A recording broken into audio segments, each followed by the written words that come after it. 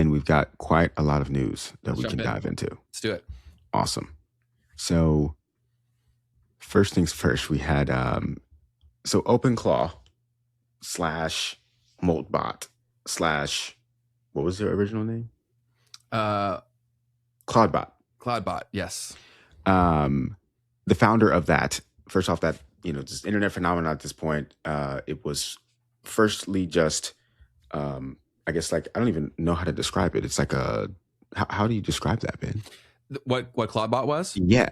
So essentially it's like and I'm going to butcher the specifics, but it's basically like a fully autonomous agent for the most part once it's set up. So one of the biggest issues and limitations with AI right now is that the human has to be involved in a lot of these processes.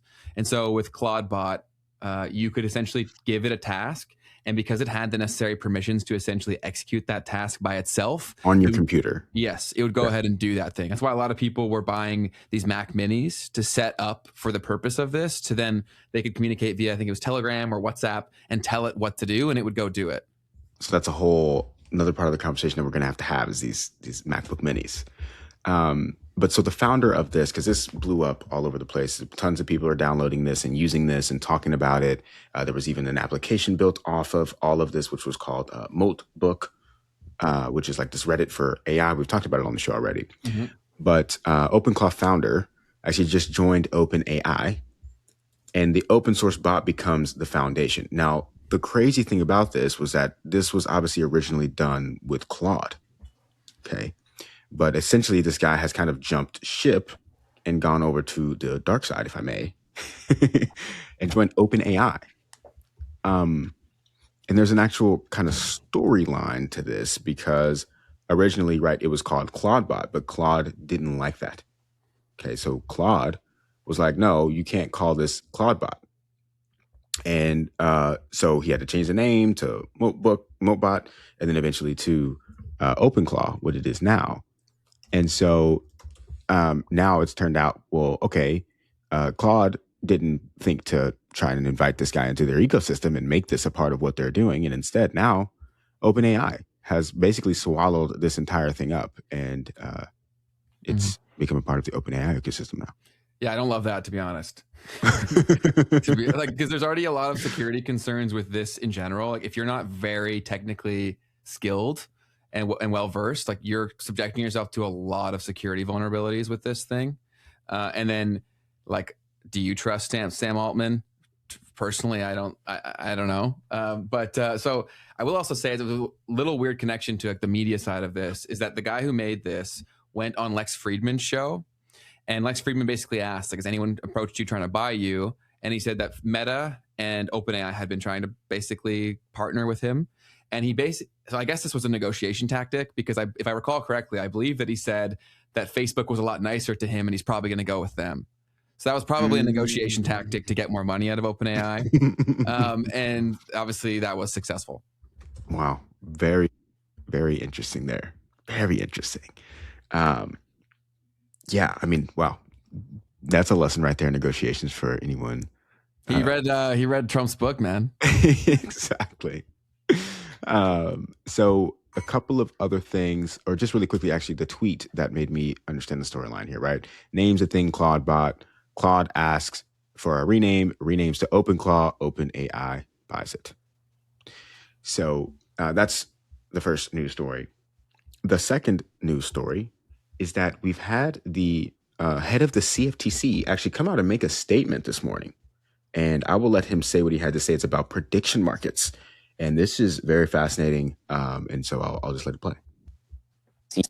CFTC Chairman Mike Selig here. Over the past year, American prediction markets have been hit with an onslaught of state-led litigation. In response, the CFTC has today filed a friend of the court brief to defend its exclusive jurisdiction over these derivative markets. Prediction markets aren't new. The CFTC has regulated these markets for over 2 decades. They provide useful functions for society by allowing everyday Americans to hedge commercial risks like increases in temperature and energy price spikes. They also serve as an important check on our news media and our information streams. Today, the CFTC is taking an important step to ensure that these markets have a place here in America and have the integrity and resilience and vibrancy that our derivatives markets deserve. To those who seek to challenge our authority in this space, let me be clear. We will see you in court. You're muted, buddy. Yep. So this is making waves over the internet at the moment. My Twitter is tweaking out at the moment, which is unfortunate. But essentially, one of the governors, I think it was the governor of Utah, came out and clapped back at this and was like, hey, well, we're going to see you in court, basically, because I'm going to do everything that I can to make sure that this does not become a thing in my state. Basically pointing out the fact that really all this is really leading to is gambling for young people. And he wants to protect his young residents. And so we talk about this a lot. And like the more you look into prediction markets, it's seemingly from a ignorant person like me, that's all it seems like. And even in him saying, because we talked about it last episode, we're like, what are the arguments? Do you know what I'm saying? And I guess he laid all of them out. But I think those are incredibly naive perspectives looking at the problem holistically. Right? Like, yes, maybe they've existed for a long period of time, but the people that had access to that could weather a storm of being wrong, right? And we're probably already rich. So like it's not the same thing. Do you know what I mean? Like the problem is the access to everyone, and again, they'll sell it as, oh, like we're democratizing access to this, but should it have even existed in the first place? Like that's open to interpretation. But I think who has access to certain things also dictates like how they should be viewed, in my opinion. 100%.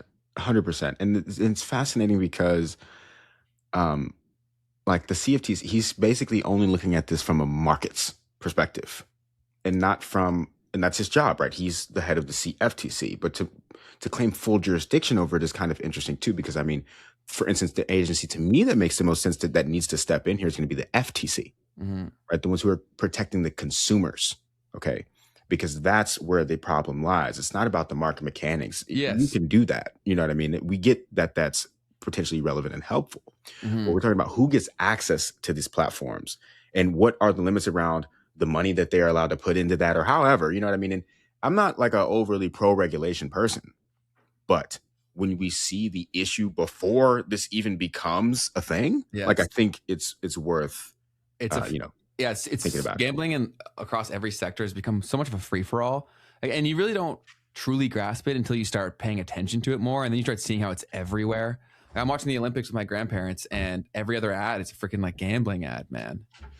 And it's just really insane. And new sports books pop up like every other day. It's genuinely insane. But we had a correction on something we said about the OpenAI thing. So Willem said, okay, based on recent reports from February 2026, OpenAI did not acquire OpenBot. So I misspoke. Did I say that? I think I said that. But like if you're paying him to come exclusively be with you, like, yeah, more like maybe not technically is it a purchase, but yeah.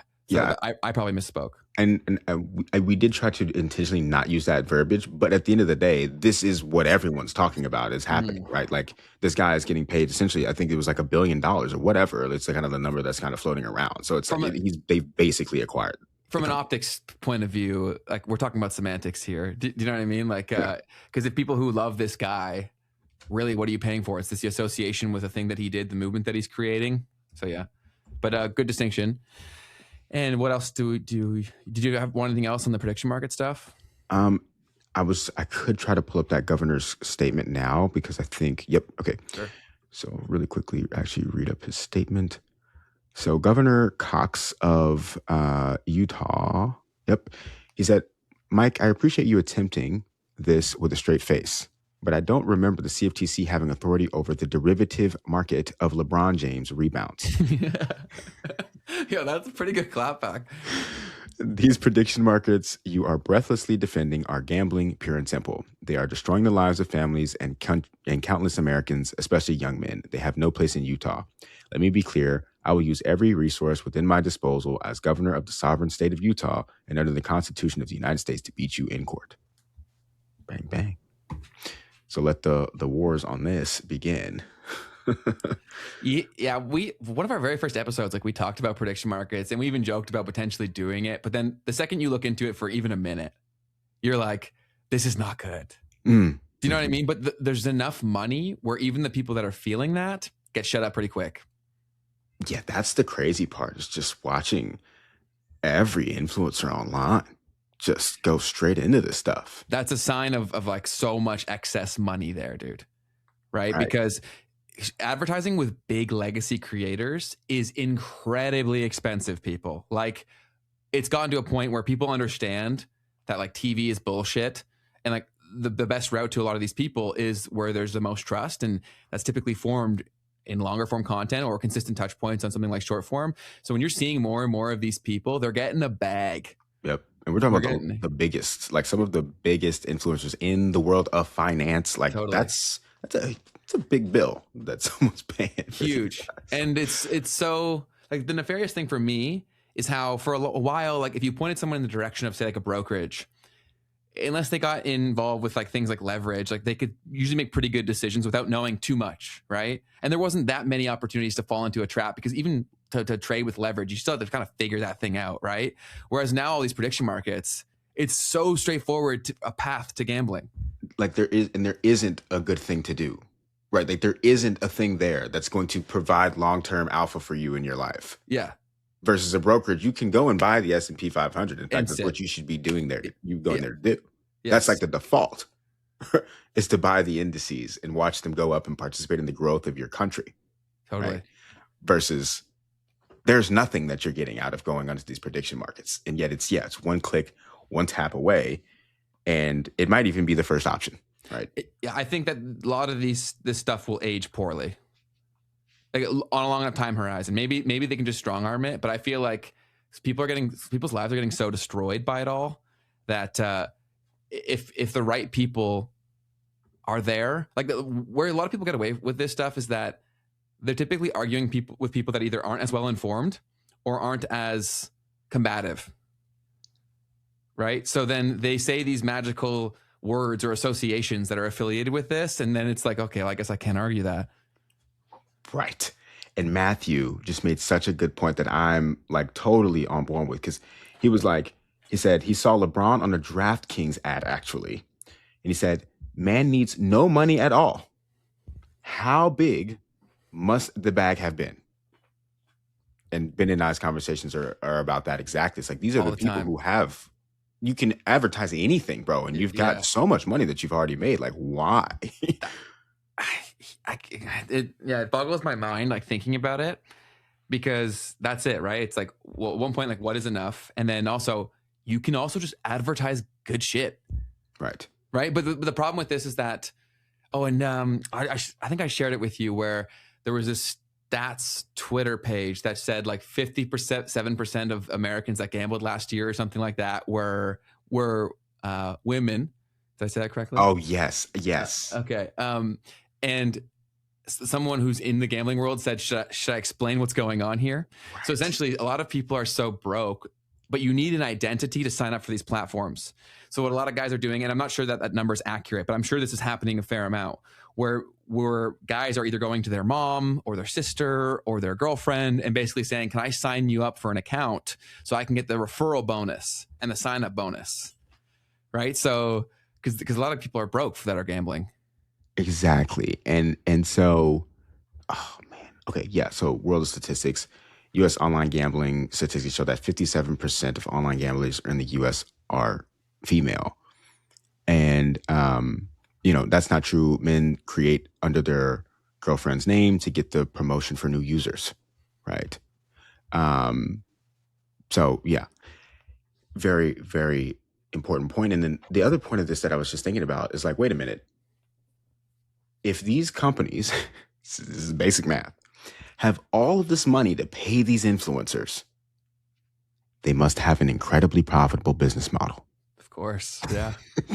Yeah. Which means that no one is making money on these platforms. Well, if you look at the rise of the exacerbation of the K, there's a pretty direct time correlation towards where gambling became fairly a free-for-all, right? So they also need ways into different markets, right? So the prediction market is like the ultimate attraction mechanism because, like we talked about, you can be into geopolitics and now you can start getting the high of gambling on these things.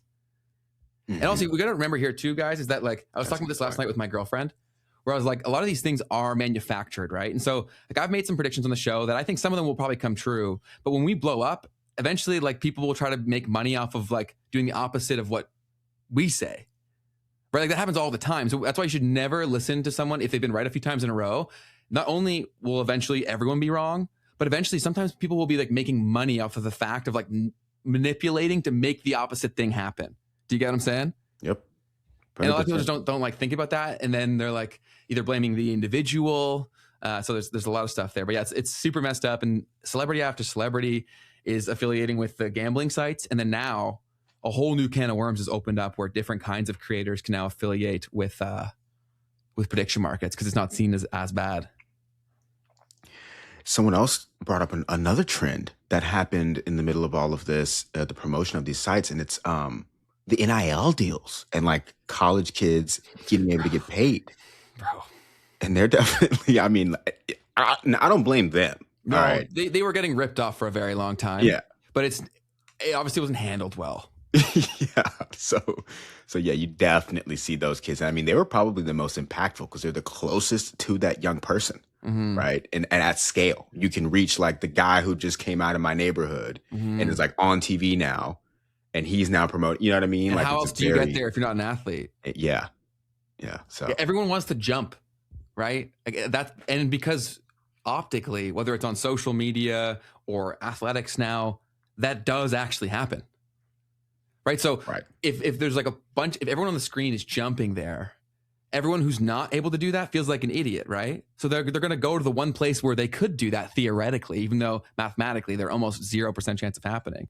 So it's really, really messed up and sad. I think a lot of it's also happening because people aren't aware of it fully. Right. Like it's different between saying something and like knowing that it's happening and understanding on a fundamental level how that's shifting people's lives. Right? Because it's easy to just say in passing, like, oh, there's another gambling ad. But like you said, like, how is that even possible? Right? Like everything has connections to bigger and more things. 100%, man. What do you got next for us? Okay. So next big thing is Canada.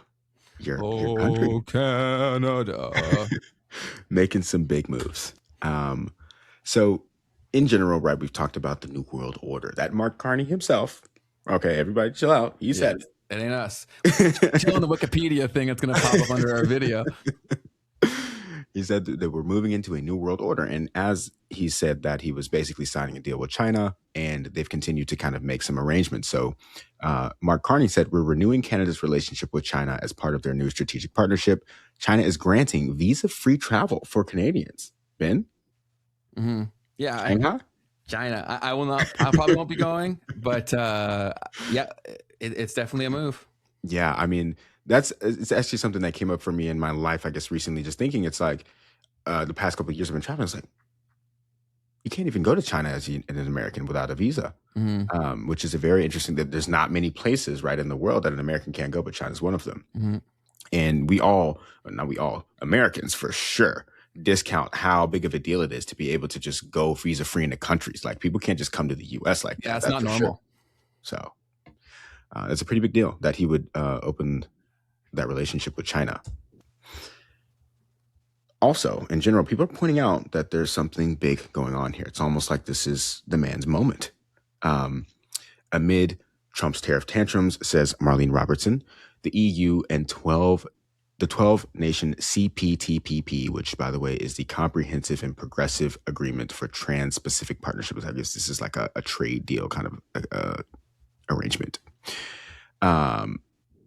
They're preparing a massive trade alliance, potentially covering 40% of global GDP, integrating supply chains across Europe, Canada, Japan, and others.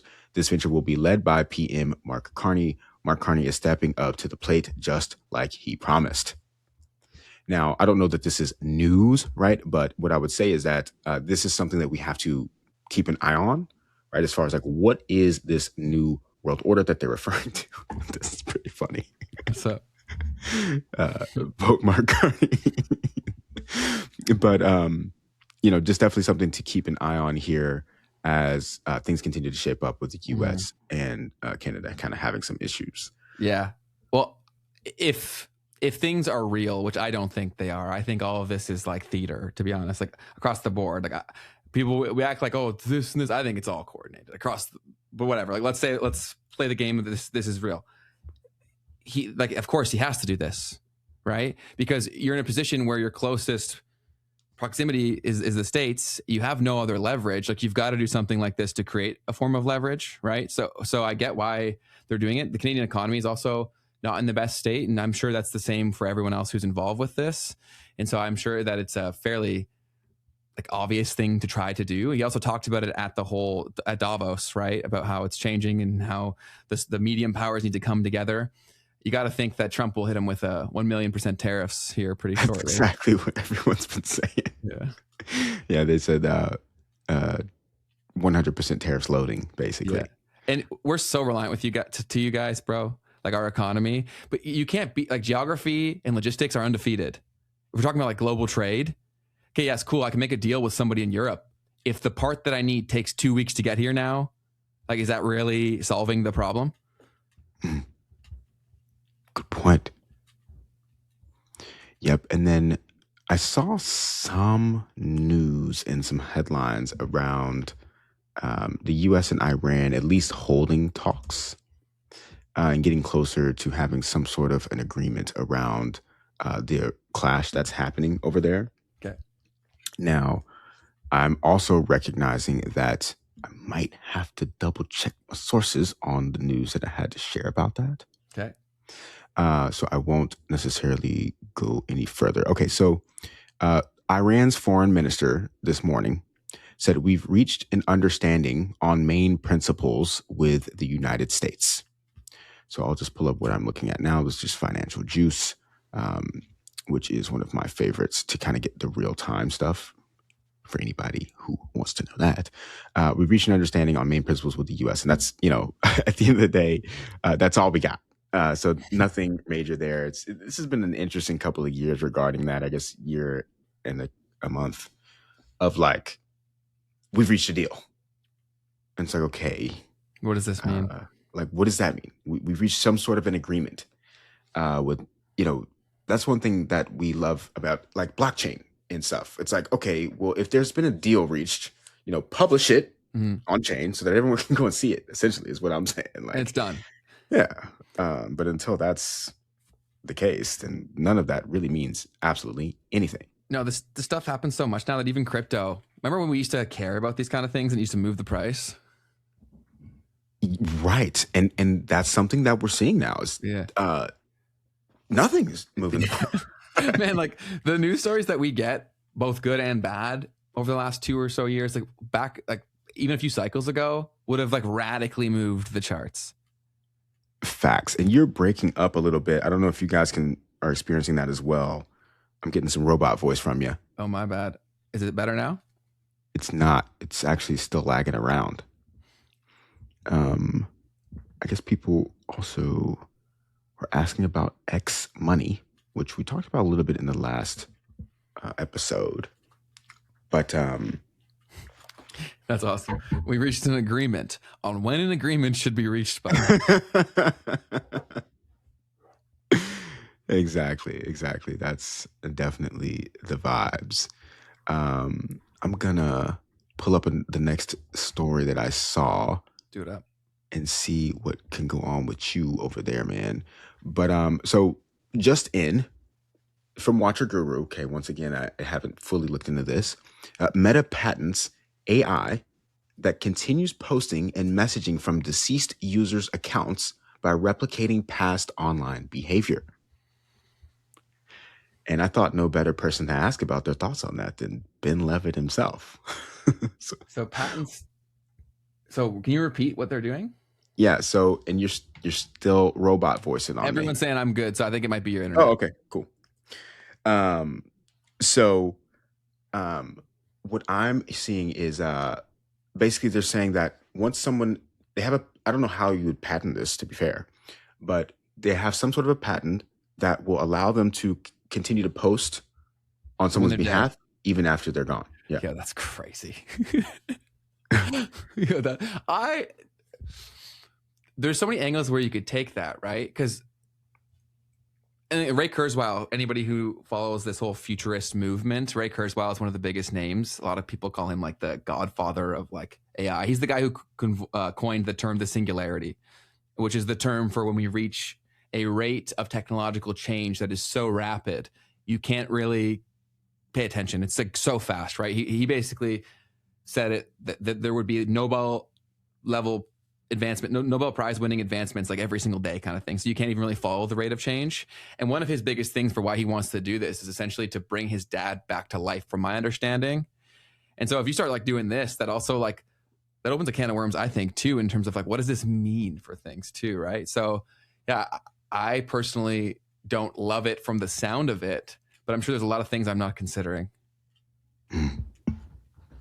Yeah, man. Definitely a spooky thought. And I'm just also thinking to myself, like, how do you patent that exactly? Like, also, guys, I think a big thing too is that we're always assuming that we're going to have tomorrow's situation when we have tomorrow's problems. Like a lot of these things we're talking about, if you really read into it, it seems like most of these social media platforms are going to become unusable if they actually take place, right? Which doesn't mean that social media will go away unless they take the internet away. It means new platforms will have the chance to emerge. Why could no one try to create a social media platform recently, besides like TikTok is probably the most recent, but they even tried a lot longer before? It's because the moats were just too strong, too big, too wide, right? You needed so much money. You needed and you needed a reason for people to switch. The switching cost on social media is so high. Because like, let's just think about YouTube right now in general. Why do people not go anywhere else? They're like the place for long form content, but they became the place for long-term content because they also solved the problem of search, right? Like a lot of times we talked about like Rumble as a competitor, and their search is so bad, dude. Like so bad. So if the second, like, let's just think about the consumer experience. Like, let's say I come for one stream, but I want to make this my go-to driver for solving problems or discovering new things. If you don't have that sorted out as a platform, people just leave. But if there becomes a big enough need where people really don't want this stuff, I do think that new platforms will have the chance to emerge. 100%, man. It's interesting to see. I mean, technically, the most recent thing was Maltbook, right? Yeah, but just for bots. Totally. But also, that guy that I talked about on the last episode, what's the something of bugs? The AI guy who, he made a video about Maltbook. So, right. Yeah. And it was pretty good. So I definitely recommend going to give it a watch. It's something of bugs. It's Internet of Bugs. The Internet of Bugs. Yes, thank you for that. So he made a video all about that. And guys, like the problem with this stuff, guys, is that if I could think of a worse, like the worst place currently on the internet for news to transfer, it would probably now be Twitter. And so now, and all of this news gets broken on Twitter.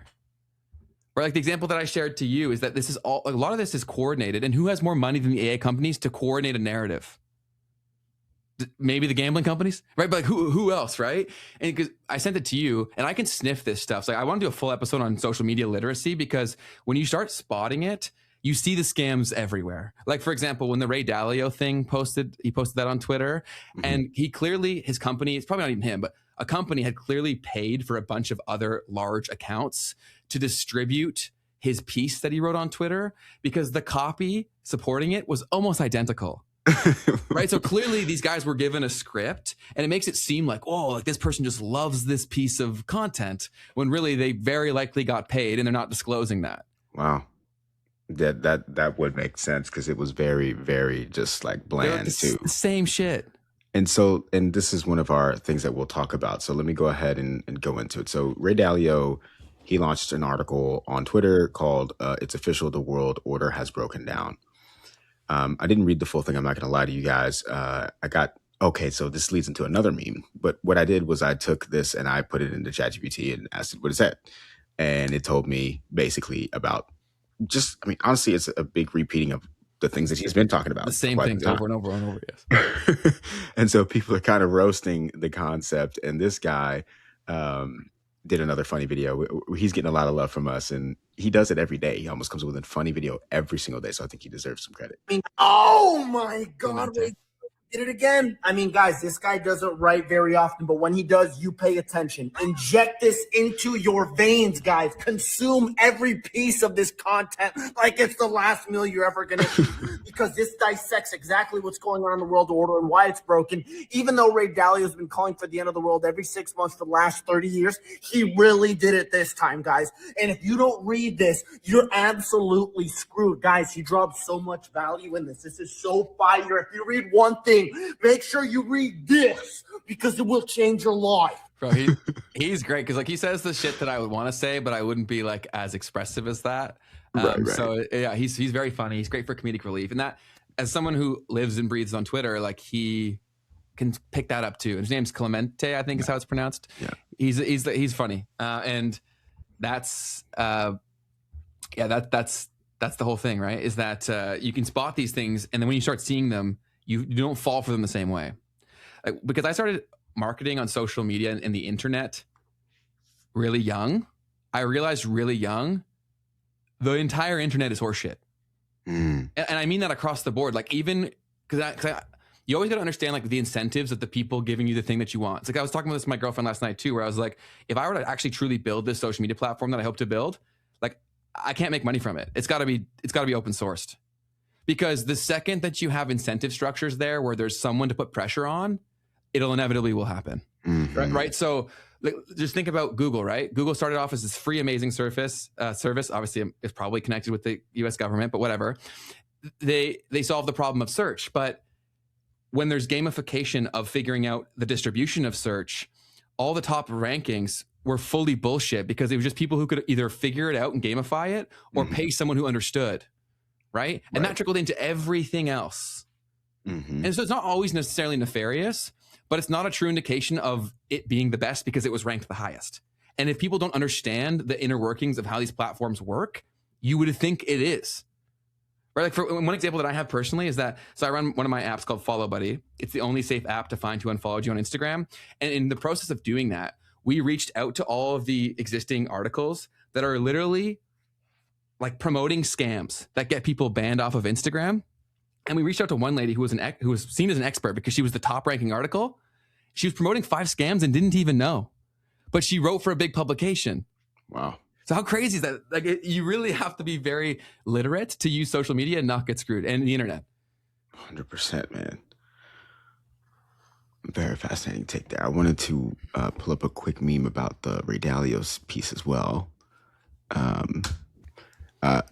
Ashot G says, according to Ray Dalio's article, a regular 2027 day be like 9 a.m. breakfast, 11:15 World War III, 11:40 market crash, 12:10 China overtakes USA, 1 p.m. lunch, 3:20 USA takes back control, 4:10 New World threat appears, and then World War IV, and then you go to dinner.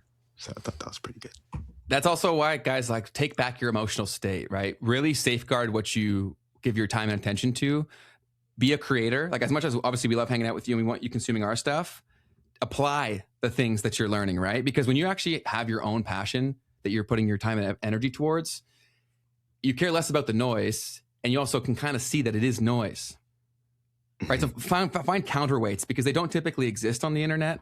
And also, if someone does the opposite, like, so if you are following someone on Twitter, let's say, and they openly posted bullshit strictly for the purpose of getting exposure, unfollow that person. Right? We become so desensitized to it because we think it's just how shit goes. True. It doesn't have to go like that. We're rewarding bad behavior. It's not going to stop. Yeah, that's so true, man. There was accounts that I followed on one of my older ex accounts that would just do that, but I trained myself to just keep scrolling past it. That's what we do, right? Yeah. And I was calling myself out through that tweet that I tweeted last night. It was because, like, I used to do the same thing. I'd be like, this is definitely horse shit. And then I didn't unfollow them for a very long time, where I was like, I got to catch that and get rid of them, because they need to have some sort of repercussion for poor behavior. Otherwise, it'll continue to happen if they're benefiting from it. So true. I missed that. Let me get you a little like on that. When you find out someone posted something that was BS and they did it strictly for clicks, unfollow that person. Until we stop rewarding bad behavior, it will keep happening, said Ben Levitt. And then I approve that message. And what was the comment you just put up on the screen? It was just someone saying, curate your environment physically and digitally. Absolutely true. And some people can grasp the whole, if you're around bad things and people or places, that makes sense. But people don't think about the thing they spend the majority of their time on, which is their digital environment. Like, you should not be consuming any sort of short form content. I know I sometimes do, and I actually do it even less, but I'm pretty good about not consuming short form content. But there's nothing of value you're going to get in 60 seconds. Like, honestly, and even if you do get that, the other things that are there as trigger points to keep you consuming longer will either completely eliminate that value or greatly diminish it. So that's why I always advocate only long form content that is choice based, and also even limit that, because it's very easy to mentally masturbate and think like you're making progress. But if you've like wanted to do a thing for months and you haven't taken any of the actual actions to do that, you've just consumed a lot about it, you're never going to get out of that trap. Great point, man. Speaking of digitally curating your environment, James Thorne here has been on a roll of just counter whatever is going on Twitter. So I'm going to read this one off a little bit, or just pieces of it, right? So he's basically saying that when Ray Dalio says the world order has broken down and warns of very, very dark times for the U.S. because of debt, polarization, and a looming capital war, he is effectively betting against America's capacity to adjust within its existing institutional framework. He spent years praising China's governance and long-term planning, while downplaying the fact that China is now wrestling with crushing deflationary pressure and one of the worst demographic outlooks in modern economic history. He celebrates its rise, but largely ignores that an over-levered, property-dependent, aging, shrinking society with chronic excess capacity is not exactly a clean escape hatch from the very debt and growth dilemmas he says will doom the United States.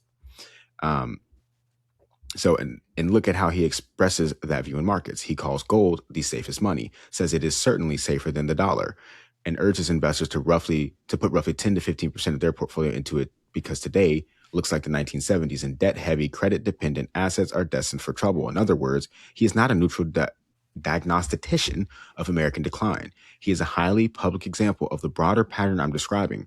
Those who make their reputations predicting the end of American systems adaptability almost always express that view by loving gold and structurally positioning for U.S. financial debasement. Mm-hmm. So from what I take away from that is he's basically saying, like, look, incentives, and dude's talking his book. He owns gold. Yeah, which is, you always got to consider that, man. Everyone always be thinking like that. And I think a lot more countries are screwed in this current system than people realize.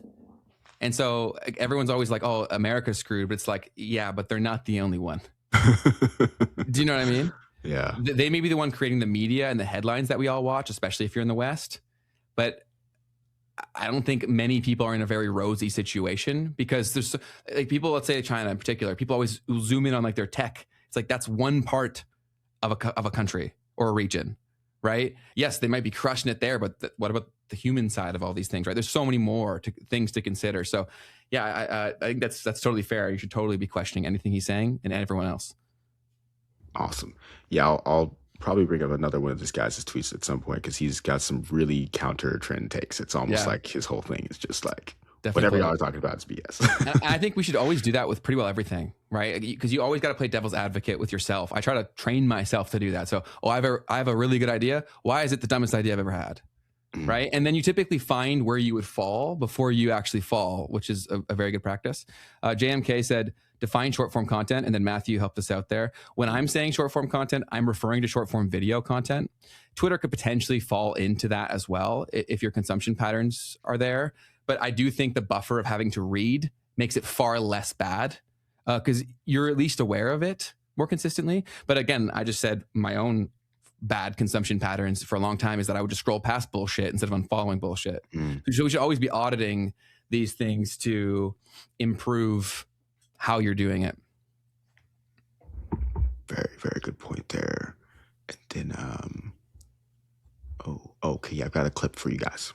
Okay, so Michael Green is a very well-known kind of macro analyst in the internet space, and he was on a podcast the other day and dropped a really, really cool gem about how Wall Street is manipulating crypto. So let me play you guys a clip from this episode. I think this was a beautiful saying here. Oops. Comment that you're neutral on Bitcoin, although I think from the standpoint is I don't think you're going out and shorting it because it's an unknown thing. To your point, you just made the argument against yourself would be it could go to 200,000 because it can just easily go to 10,000 as 200,000. So there's no point. So that was my takeaway. I think that's the correct one. Yeah, no, I think that's fair. The only trade I've done in Bitcoin in the past couple of years was a bet between myself and Peter McCormick, who was a noted Bitcoiner, in which he forecasted that Bitcoin would definitely hit 100,000 and was willing to offer 5-to-1 odds against it. The funny part is that so I had to put up 20,000 that it wasn't going to hit 100,000, and he was going to pay me 100,000 if it didn't hit 100,000, right? That allowed me to go out and buy that same option in the market at 1/5 the price he was offering it to me.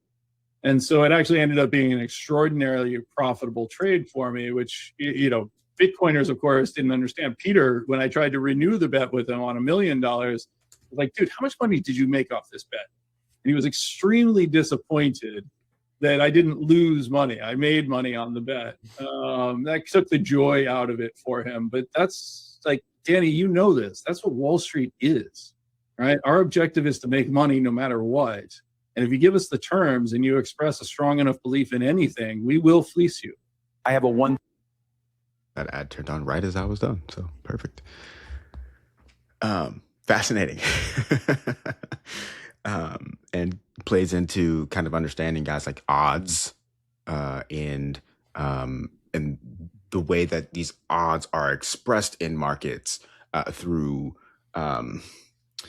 pricing, right? So when he's basically taken this bet that would have been to where even if he was wrong, because the person had so much conviction that he was going to be right, that he actually got better terms on the deal that allowed him to make it a profitable thing to be wrong. Okay. And in general, right, when we're playing around with derivatives and stuff like that, like there's a lot of mechanics that go into, especially like, for instance, an options price, that if you don't understand Greeks, if you don't understand the actual mechanics behind how these derivative contracts actually work, then you could be setting yourself up to be right and still lose. It's exactly how options work a lot of the times. You can have the strike price on something, right? You can actually get to the point to where your trade is basically winning most of the time that you're in that trade in an options contract, and just right before, right, the expiration of the contract goes up, you end up losing on the bet or whatever it is, and so on. So just something, or just in general, you can even be on the right side of the strike price, right, where you're in profit on your position on paper, but it's actually not valuable enough because of the increased volatility in the market or whatever. So just things to think about when playing around with derivatives and stuff. But what were your takeaway from all that clip too? I love when you share this stuff, and you should share a lot more of it whenever you can, because like that's a hard concept for people to understand. But when you understand that concept, you realize how messed up everything else is. Right? Do you understand? You know what I'm saying? Because like, especially from an outsider who's not in this world, they're like, yeah, Wall Street's messed up. But when you see an example and you're like, wait, I can be right and be wrong. You know what I'm saying? Like, then it's like, it clicks, I think, for a lot of people where they're like, this shit is crazy. Right. Yeah, no, I think that's, that's just, I think that's also why we've seen the crypto market that we have seen, is the more that people like this get involved with the market. And if you think about like, who was still here? Because retail had left, right? So who were still holding crypto? It was like the purest of the purest crypto people, probably the easiest people to beat. They made their money in a different game. Wow. Right. So like, this is looking back on it, I'm like, yeah, I guess like in retrospect, this could have been fairly obvious that they would do some shit like this, move it down a lot, because that would wipe out so many things, right? Where if they have the ability to do that, he just said they're going to do it. So yeah, I think that's great point. Yeah. And like you made a really good point. The people that are in the room are the people that have such high conviction. Yeah. 100%. Right. I think long enough time horizon, it probably serves people well, but we're losing people by the day, and I can't blame them in terms of quitting crypto. We 100%. lost your camera, Keith. Oh no. So on the screen here is the change in Bitcoin ownership from River. This is some research that they've done about how this changed in 2025. And as you can see here, individuals have gone down a lot as far as a change in Bitcoin ownership, but businesses, funds, and governments have risen drastically.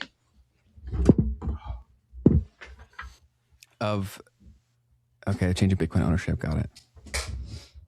Yeah, it's how far out do you think we are from like a government, like a big government openly buying Bitcoin? Well, it's interesting because it's all happening covertly at the moment, right? Yes. Like it's the sovereign wealth fund or the private sector. Yes. That's basically acquiring the Bitcoin on behalf of these governments when you really think about it. Right? Totally. Michael Saylor, right? Like that's kind of when you really look at his role, it all kind of starts to make sense that maybe he actually is an operative in the sense of United States. I said that a bunch of episodes back. Yeah, you definitely planted that idea in my head. And again, everything we say in here, guys, is like a pure thought exercise. We are blowing smoke out of our ass because I just think that's where you come to interesting things. And so, yeah, anything we're saying, we're not saying it with conviction, like, oh, this person is this. We're running through the thought experiment of, would their behavior make this a possible reality? Then when that happens, how can I align myself, my resources accordingly to potentially benefit from that and make decisions based on my level of conviction in that thought experiment?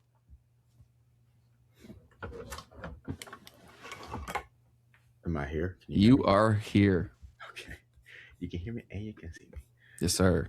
Awesome. So there was another clip that I wanted to share, Ben. This was, I don't know if this one's worth bringing up or not. It was basically this guy from Bloomberg Intelligence was on some podcast or something, and he was arguing with another guy about basically a kind of the conversation that we're having right now around like institutions having so much more of a control over the price of Bitcoin and that really being the real determinant of the price. Mm-hmm. And so these guys were kind of going back and forth at each other. It was kind of just some beef. There was actually something meaningful happening in this conversation, but I'm going to play this clip first. Okay. What's that? Yeah, it's done this 7 times before where it had a decline. ETFs. What's that? ETFs. ETF growth may be slower right now. ETFs. Matthew Yeah. Pilon, and then get me out. Yeah, they were, but it was the No, fastest growing. They just it's March the peak. This is things we predicted 5 years ago. ETFs going mainstream, best practice in history. Mike, Retail, Joe Schmo jumps on board. Train's over. Mike, There you are. I'm fucking done with you, man. I really am. You won't even let me finish my comment. Fuck you. Man, seriously. Now I gotta moderate. We have another topic that I want to discuss. that I think we can all agree on, and I'll be saying FUs too, which is the Bye, guys. Okay, here, Larry, you're out of here. All right, no problem. Got him off the pod, man, just being rude. He was being rude, objectively. Yeah. So, an interesting moment there. I think what the Bloomberg Intelligence guy was basically saying is that ETFs have led to this infinite amount of Bitcoin being in existence, and because of that, and the financialization in general, that has diverged the price dynamics of people who are saying that this is some limited asset. Mm-hmm. Yes. So you mentioned that in decent length before, and you went through that tweet that you broke down. And the more that I chewed on that, I was like, that's a very fair thing to consider. But even if they do that, like you can only do that so long because eventually, like you're positioned where you want it to go up, too, right? So, on like a price standpoint, I mean, technically, the higher the price, right, the higher the fees I'm going to earn too, right? If I'm earning a percentage of the transactions. So technically, yeah, you do want a higher price as like a Wall Streeter, as an example. Higher the price, the more fees I'm going to make. Totally. I think, can you switch? Oh, you can't switch mic when you're live, can you? Because I think you're on. Is it messed up? Yeah, I think you're on your MacBook's mic. Sucks, bro. It's not that bad, though. It's not that bad. You're good. You're good. So yeah, because I only noticed because when you're muting, I can still hear you. I was like, oh, I don't think that's right. But it doesn't sound that bad. And then also, if anybody does have any issues with audio, we always treat the version that goes onto Spotify with AI for noise purposes. But what other stories do you have for us? What? All right. So let me see. All right. So first off, Lenny did actually come out, I think, and respond to this guy on Twitter. So let me pull that response up real quick. Lenny was the guy who was like, F you, I'm out of here. And he said, one of us gets paid to be a reporter for Bloomberg and push a narrative. One of us just calls them as he sees them and gets paid to be right as a professional investor. We are not the same. So I just wanted to share that real quick. And then I had another piece that I thought was interesting, which was this guy, he's a sports commentator. Ben, are you familiar with a guy named Stephen A. Smith? Oh God, am I ever, bro? I used to want to punch him through my TV when I used to watch a lot of sports. So he's been opening his horizons lately and has been, the past couple of years, basically positioning himself to make some sort of a run in politics. Okay. Mm.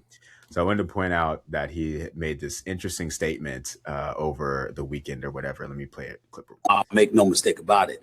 We wouldn't have a border crisis under my watch. Hell no. We wouldn't have this crime that exists in the streets of New York. You wouldn't hear about me saying defund the police. We ain't defunding any police. I'm calling 911 when there's a problem. I know you're calling 911 when there's a problem. I'll be damned if I'm going to have less police officers out there. There's going to be more. That's me. I would focus on a flourishing economy and making sure we did everything we could, because I believe when you have something to lose, you know how to behave. When you have something to lose, you know how to behave. If you have nothing, you have nothing to lose. And as a result, you're willing to tear down anything, even if it's America, because you feel betrayed by a country that's supposed to be looking out for you and positioning you to thrive instead of wallow in misery and suffering. So, of course, I would pay attention to the economy. I would pay attention to all of those things. So go ahead, Keith. The only reason I'm really bringing this up is, I guess, the play on people in media, finding their way into politics. And I'll just be honest, I'll say it from my heart, like, Stephen A. Smith, brother, nobody's voting for you, my guy. Yeah. Man. Also, like, his job as a professional yapper, I guess that's not too dissimilar from like what a politician is, but like, oh my, could you imagine him as president, man? Like, he's made his living like partially pissing people off. Like, that's kind of his job. Exactly. So, and not in the way where it's like somebody actually like likes you and agrees with you. It's like, yeah, it's like, bro, like, you're just causing a ruckus. That's his whole role. And he's very well spoken. I'll give him that. He's decently entertaining. But yeah, like, even what he's saying is, I would definitely pay attention to the economy. It's like, he said he'd make sure it's thriving or whatever. And I'm like, okay, all right. That's the language we want to hear from you, buddy. Yeah. No, very interesting. And good luck to you, buddy. Yeah. So we can move into some memes. I thought I saw some pretty funny ones over the weekend. This one was hilarious. We had a 3-day weekend in the United States, bank holiday. Monday, markets were closed for President's Day. And I saw this on Reddit. He said the U.S. markets until Tuesday. And I thought that was absolutely hilarious. That's pretty much what's going on, right? The market's just waiting to take a potential drop with all of the news happening around AI and the developments occurring there. And then we had this video here of this guy trying to explain a problem that he had to one of these AI bots. It's ChatGPT, so let me play this one real quick. ChatGPT, I was given a cup by a friend, and the top of the cup is sealed, and the bottom is open. How do I drink from this? Well, unless you want to wear your drink as a fashion statement, that cup's not going to be very functional. A sealed top means there's no easy way in, and an open bottom means everything pours out. If it's some kind of joke or novelty item, you can have a laugh. Just grab a different cup when you actually want to drink something. Hold up, so let me show you the cup, right? You think this, I cannot drink from this. Is that correct? Sure. If you show me the cup, I can take a look and see what's going on. If I can spot some kind of trick or a clever design, I'll let you know if there's a way. It's right here. I'm not seeing a cup on my end. Maybe the camera angle isn't showing it, or it's not in view. Do you see this orange thing? Yes, I can see it now. It looks like a novelty cup indeed. If the top is sealed and the bottom is open, that's likely a gag gift. In practical terms, you won't be drinking from that one unless there's some hidden mechanism. So what if I were to tell you that I could do something like this? If you've got a trick up your sleeve, I'm curious. Maybe the cup isn't actually. Do you see it now? Guy's a magician. I see. So it's one of those reversible designs. When flipped, the open side becomes the top. So shout out to this guy, I guess Father Pie. Further good video there. Just kind of mocking where AI is at the moment and its actual ability to like think versus identify or whatever. Totally. Yeah. And yeah, and I run into that fairly frequently too, where I'll be talking to it and I'm just like, oh, you're shit at this. You know what I mean? I'll be like, okay, I'm going to go do my own thing or whatever. Yeah. So being fully reliant on these systems, I still think we're farther away than people say we are. But it's very good TV, and a lot of people need us to believe that this is imminent. Fair enough, man. And then, as I was pointing out to earlier when looking at the Ray Dalio thing, this guy right here, Brian Brinkman, says, we've hit this odd moment where folks are using AI to write book-length articles, and then viewers are using AI to reduce it back down to the size of a tweet. And I thought that was pretty good and pretty accurate as to how I'm also starting to use these tools to re-summarize things that I think could be better. Just trying to shorten the time that I'm spending consuming information at the end of the day. Definitely. That's also a terrifying potential outcome, right? If we become too reliant on these things, right? Because then it could be deliberately adding in like little things and they're not even there. So yeah, it's I would always say like double or triple check. And now with these tools, you can do that faster. Like you can double or triple check, try multiple of them, see how consistent are they. Did one say something that's crazy and one didn't? I think that's very important. Very true. Very true. So this right here, I think I actually might need your help on, Ben. Okay. So this guy is talking about the current state of etymology gooning. Got it. And so etymology, everyone, is basically the root of words and the study of the origin of words and the way in which their meanings have changed throughout history. And so Gen Zers, and I'm not counting myself in that, have come up with all of these different. It's three main ones that they're talking about here. There's maxing, mogging, and gooning. Okay, so this kind of builds out a little bit of a matrix of like the different meanings of these different words. You've got maxing, mog maxing, and goon maxing versus max mogging, mog mogging, and goon mogging. And then you've got max gooning, mog gooning, and goon gooning. Man, the meme you shared about, what was it? What's that place called again? It's something Onion. The Onion. Yeah. The Onion couldn't come up with stuff that is crazier than reality. Like this is case in point. So like the mogging thing, mogging to my understanding means like you look more attractive than the person. So like if you're around someone and you're the more attractive person, then you're mogging them, is my understanding. This is very popularized from the look maxing community, which Clavicular is like the biggest face for currently. He's also getting tied into so many different things. And it is kind of an inevitable reality when someone is super hot on the internet. It usually doesn't last that long. So there's a lot of people who try to latch on. And so that makes people cross different niches. Do you know what I'm saying? Right. But these things are crazy. It's fascinating. So Matthew, I knew because you were using mogging earlier, so I knew you'd have some good stuff for us. So maxing is doing something to the most. Mogging is flexing on someone. And then I have cross central for sure. I don't necessarily agree with that cross central. And then gooning, I don't understand because I know there's another version of gooning, right? But which means But I guess gooning is also wasting time, is what this one says. Yeah, maybe it's evolved.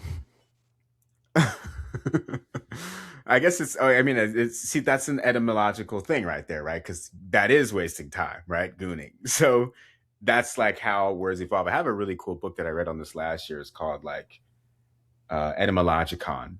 And it was so cool to see how some of the words in the English language have come from things that you would never have thought, but that do have actual like etymological like roots. And it's super fun. One of my favorite ones in there was like soon in the UK used to mean now. But because people kept pulling up late or whatever, or like they were never on time, it meant soon instead. It meant that this will happen soon. It used to mean literally immediately this would happen. Wow. What's the name of that book? Do you remember? It's called Etymologicon. Okay. Etymologicon. Super interesting. So it was a very, very interesting book. And same thing with like probability. It used to mean that it was certain, and then like scientific discoveries kept being made that proved the thing wrong.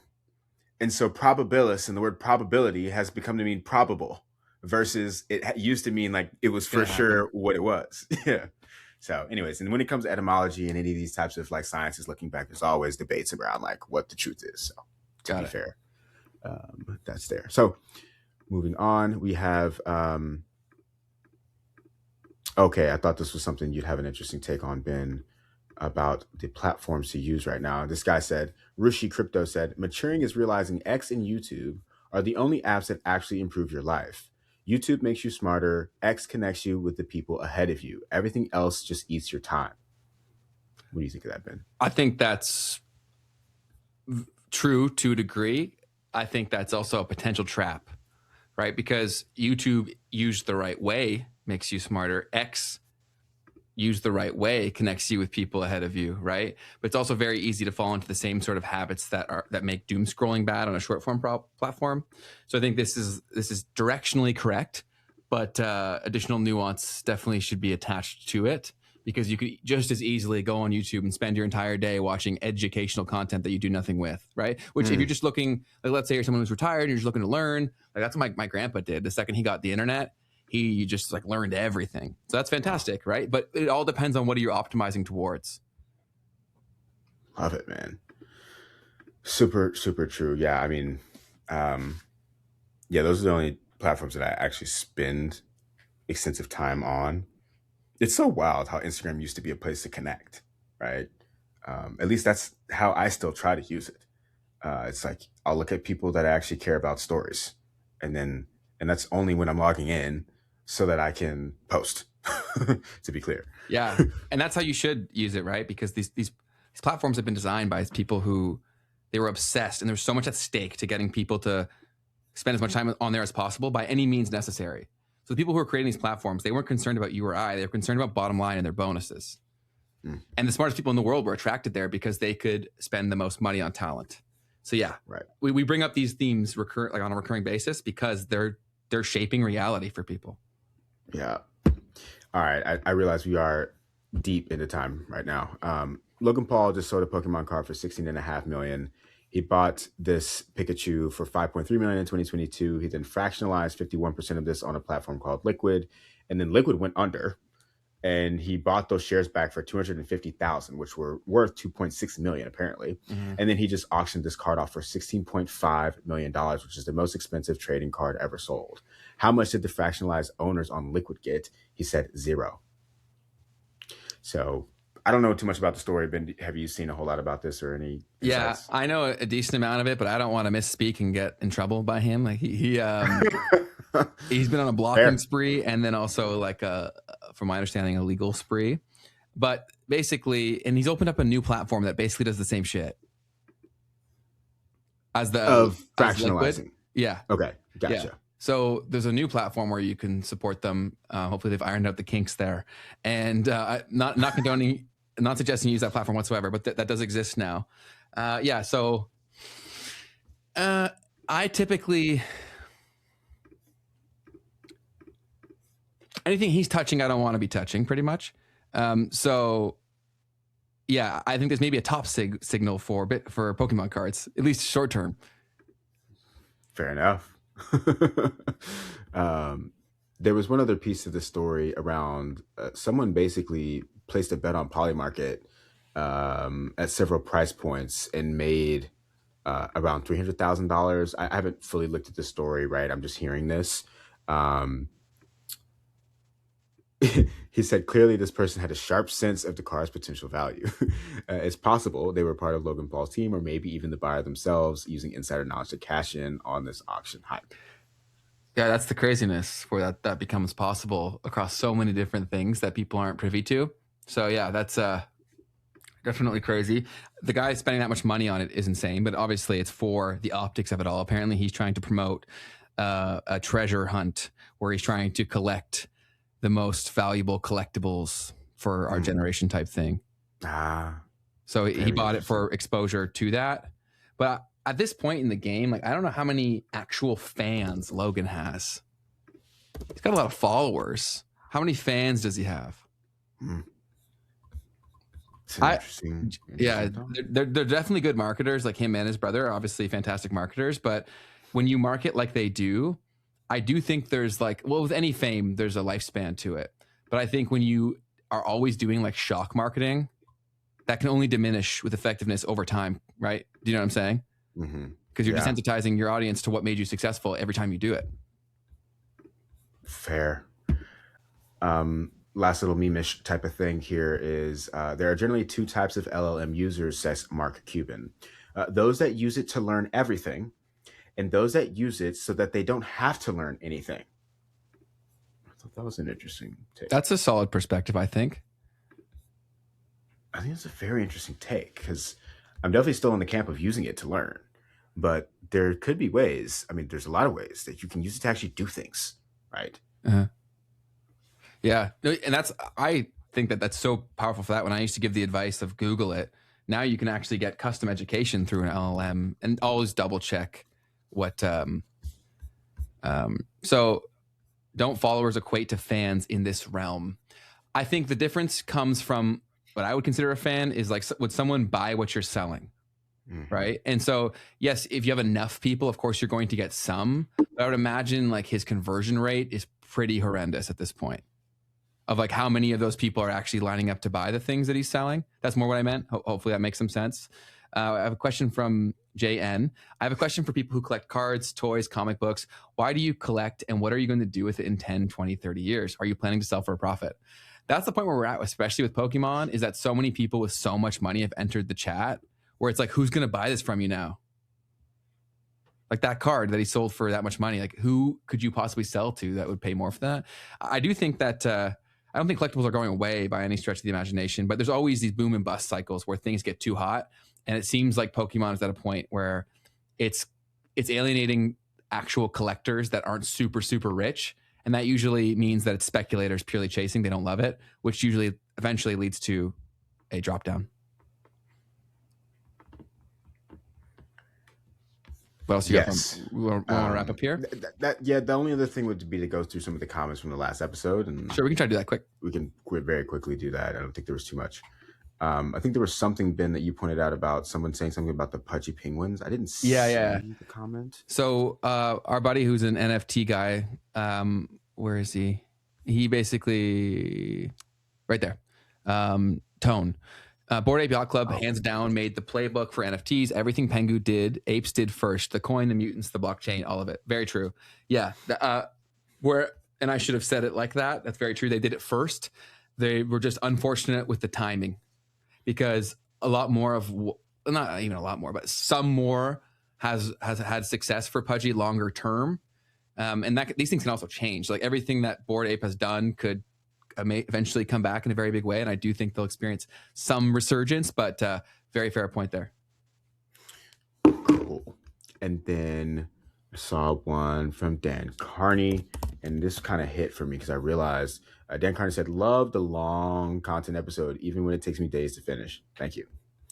Yeah, I realized that like if you're not here, it might take days to make it through the pod. So highly encourage, but taking that time. That's worth doing on stuff that you think is worth giving the time to, right? Because we talked about this super early on, but you're better off having bite-sized chunks of something valuable than like mind-numbing stuff. And so if you deem that this stuff is valuable, then that's a good use of your time if you decide that.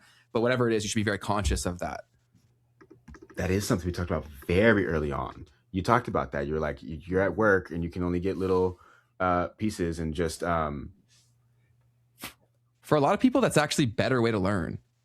Right? Because if you only got 10, 15 minutes, you're not going to get overwhelmed by the 2 or 3 hour lecture. Like not everyone can sit down and listen to a 3 hour lecture like I can. Right? So if you've got 15 minutes, what did you learn that 15 minutes? And then you can go back when you go start the next one, just reread that point. It may actually solidify for you more. Yep. So it's always about like tricking yourself in terms of like, how is my current limitation a strength? Right? And if you do that enough, you'll figure it out. Love it. And then Christy G6360 said, replying to Keith for going to college for Keith. I said, except in law and medical. Law is not taught in law school, statutes and codes are, nor is medicine taught in medical school, all pharmaceutical backed. It's not just in politics and economics that we've been lied to throughout all of modern society. It's all the cults of Rockefeller, they said. So I just wanted to respond to that in saying that, well, I don't disagree with you in any way. The reason I always carve out law and medical specifically is because those are the only two places that you have to go to university to be able to get to the next step. That's why.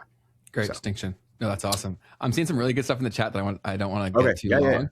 Yeah. But did you have anything else? Sorry, I didn't mean to cut you off. You finished. No, that's fine. You had one from Kyle. Yeah, Kyle Roberts just said something. It was like, he said, the way you're describing Mr. Beast's situation makes me think a lot about Elon's X Money, which we also had a little bit of discussion on today.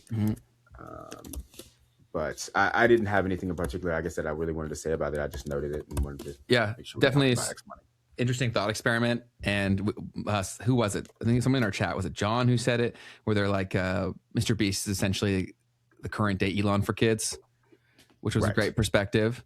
So yeah, definitely things to think about. And these are the kind of stuff that we're talking about, the thought experiments that are good to run through.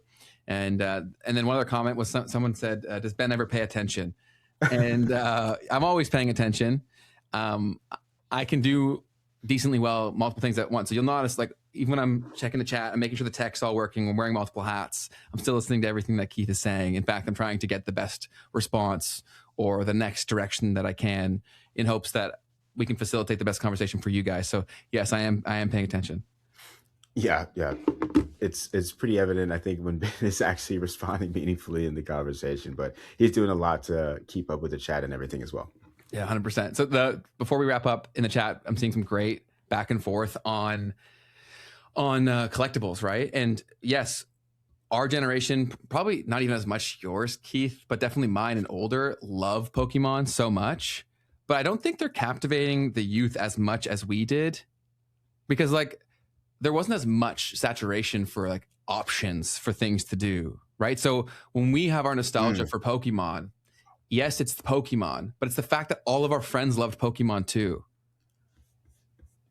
And like everyone did. Didn't you send me something on this, on how the retro thing that you sent? You remember that clip? It was like about how retro stuff is so different. The reason we like it so much is because at that time there was so much more of a shared experience. Yes, totally. And it's the connection to all those things. That's why nostalgia can be so powerful, is because it's not a connection to, it's like the most valuable connection, because everybody will always see their childhood, obviously, unless they went through something really bad, as like a better time. It's like a universal across human beings, right? So if you can attach your product or your brand to that, very powerful spreading mechanism. I also had this thought exercise with my buddy when we were talking about this very thing. And I was like, you know what's really crazy is how most of our nostalgia was created by middle-aged men in boardrooms. And it really kind of like, it numbed it down for me when I said that out loud. I'm like, yeah, I probably shouldn't care about this stuff that much. You know what I mean? That's actually fascinating. That's true, though. That's true. 100%. Dang, what else was there? I got nothing else. Okay. All right. Well, incredible people. Yeah, we appreciate all of you guys tuning in. I'm going to ask you for Spotify reviews once more. Ooh. We are sitting at 56, I think it was last time that I checked. 56 on Memes and Markets, the podcast. Guys, you guys have yet another song that you're getting to see right now of my playlist and what I'm listening to, because I'm sitting here showing you the Spotify that I would love for you guys to go and leave us a 5-star review on. We are at the point where we are starting to mog people in the Spotify review game. So great tie-in, dude.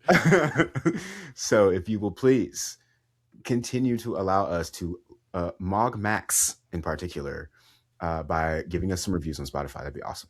Yeah, no, we appreciate that tremendously. It means a lot. Do you have a guest for the next one? Do we have a guest scheduled for Thursday? For Thursday, at this particular moment in time, we do not, but we got Nicole on the fly. So be on the lookout. You know, you never know what's going to happen. Things can change. We actually had a different guest scheduled, and then they canceled not last minute, but on Sunday, I think it was Saturday. And then we Yeah. found somebody awesome to step in, and she did absolutely amazing. Yeah, so I did leak it on my live stream on Saturday, who the guest was. And so for anybody who saw that, you know, I won't be leaking guests anymore. Yeah, it was beyond our control. We're definitely going to try to reschedule, but at the end of the day, it's not within our control. So we'll do everything we can, and the rest is not entirely up to us. But we appreciate you guys joining tremendously. We will be live again on Thursday at 12 Eastern.